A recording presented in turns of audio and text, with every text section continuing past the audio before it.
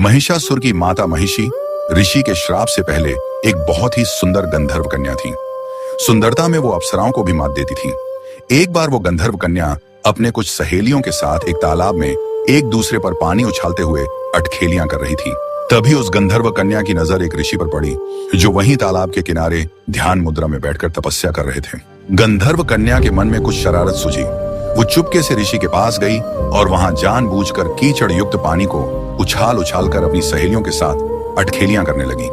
उसका उछाला हुआ पानी ऋषि के ऊपर गिरने लगा, जिससे ऋषि का ध्यान भंग हो गया। ऋषि गंधर्व कन्या के इस हरकत से क्रोधित हो उठे। वो समझ गए कि यह गंधर्व कन्या जानबूझकर ऐसा कृत्य कर रही है। उन्होंने उस गंधर्व कन्या को श्राप दे दिया कि ऐ गंधर्व कन्या, तुम अकारण ही इस तालाब में अटखेलियां कर करके पूरे पानी को कीचड़ युक्त कर दिया। ऐसा कृत्य तो भैंस करती हैं।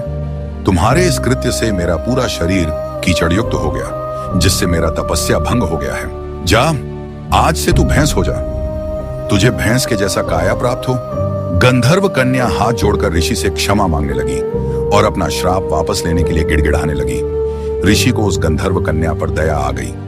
उन्होंने कहा कि मेरा श्राप तो झूठा नहीं हो सकता, पर इतना अवश्य हो सकता है कि तुम दिन के वक्त तो पूर्ण रूप से भैंस के काया में रहोगी, पर रात के वक्त अर्ध महिषी हो जाओगी।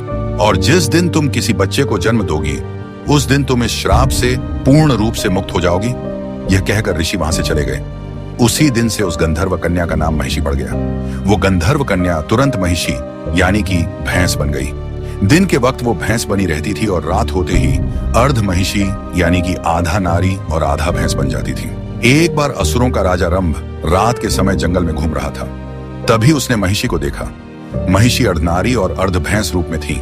महिषी को देखकर रंभ आश्चर्यचकित रह गया। उसने महिषी से पूछा कि तुम कौन हो और तुम्हारा आधा शरीर इतनी सुंदर नारी का और आधा शरीर भैंस का क्यों है। महिषी ने पूरी कहानी रंभ को सुना दिया।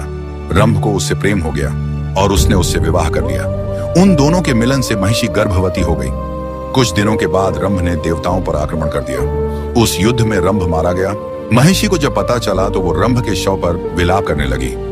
उसी विलाप के वक्त ही महिषी ने एक बच्चे को जन्म दिया, जिसका आधा शरीर भैंस का था और आधा शरीर राक्षस का था। उसके इस अर्ध महिष और अर्ध असुर शरीर के कारण उसका नाम महिषासुर पड़ा। वो जब चाहे तब पूर्ण रूप से असुर बन जाता था और जब चाहे तब पूर्ण रूप से विशाल भैंसा बन जाता था। ये थी महिषासुर की जन्म की कथा।